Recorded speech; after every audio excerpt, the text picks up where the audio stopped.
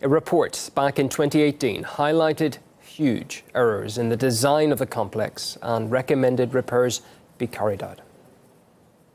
Abundant cracking and spalling of varying degrees was observed in the concrete columns, beams and walls in the parking garage. The failed waterproofing is causing major structural damage to the concrete structural slab below these areas. Failure to replace the waterproofing in the near future will cause the extent of the concrete deterioration to expand exponentially. The south section of the 40-year-old Champlain Towers in Miami's Surfside district came down on Thursday. 9 people have so far been confirmed dead, and more than 150 are still missing. A search and rescue operation is continuing.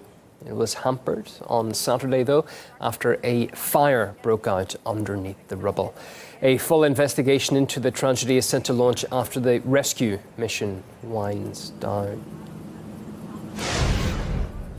Well, let's cross live now to political activist and lawyer Christian Mansoura in the city.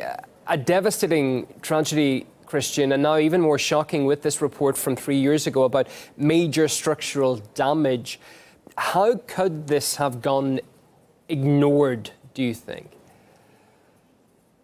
Well, I think that the building association was aware of what was going on, and the people in charge of hiring the services of these building administrators, who were the ones who had the responsibility of making sure that these repairs would be properly applied to these walls and structures and pillars, they were not done. And we also have to remember that the FIU engineer board about 30 years ago had already warned that the pillars and the building would be sinking at a rate of almost like 2 millimeters per year due to the subterrane, which was, before the building was built, a actual lake. So we have a lot of issues that were in front of all of these supervisors, building officials in this case, and nothing was done.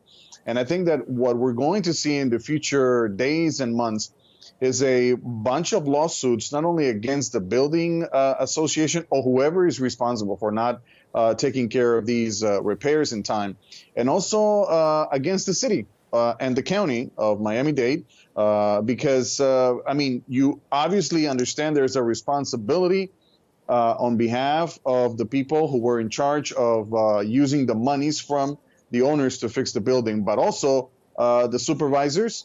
This is a building has been standing for 40 years, and we knew that the building had issues 30 years ago, and nothing was done. And I think that this is an ongoing drama. The political power of these building administrators that sometimes have power and lobby over the local and state officials, and sometimes things don't get done, and owners sometimes feel left alone and left behind because they have their own apartment, but they cannot protest. They cannot even argue anything, because sometimes getting an answer from these building associations or building administrators, it's almost worse than getting an answer from the president himself. I imagine there's a lot of anxious people in the near region, in that area, thinking, is my building safe? Do you think this is an isolated incident, or could there be problems with other buildings also be going ignored? Well, I think that we have to make sure that the proper supervision to all of these structures is underway, that we make sure that the buildings do not collapse. And I think the city and the Miami-Dade County officials have to make sure that construction licenses are being provided to developers and engineers who actually know what they're doing. We have to remember that this strip of land is in some cases man-made, and we have a subterranean that in some cases, if it's not dug properly and the foundations of these buildings are not structured properly, the building will have issues down the road. And are you confident that those regulations will be brought in, though? Well, I am hopeful. I think we have a Miami-Dade County mayor. She's doing the best she can. I think that this is not an issue that she was probably a part of. She just came into office recently, and I think that there's a hope in our community that she will be able to bring light into what's going on, how are licenses being given to these developers and construction companies. And we have to make sure that the condominium law, or the act that is called here in South Florida and in the whole state of Florida, is revised by politicians, because this is not an issue about political lobby and who has more muscle than who. We have to be able to put the community first, and this cannot continue to happen, that people complain about these buildings associations or these condominium administrators, but nothing is done, because sometimes they're more powerful than the owners themselves.